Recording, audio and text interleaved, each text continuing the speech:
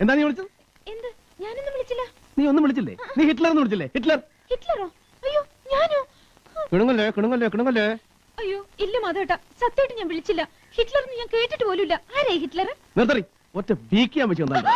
അയ്യോ എന്റെ കണ്ണ്, അയ്യോ എന്റെ കണ്ണ് പോയി. അയ്യോ അയ്യോ. അതിന് കൈ കണ്ണിലൊന്നും കൊണ്ടില്ലല്ലോ. ഇല്ല, കൊണ്ടില്ല. എന്റെ കണ്ണു കുത്തി കളഞ്ഞിട്ട്. അയ്യോ.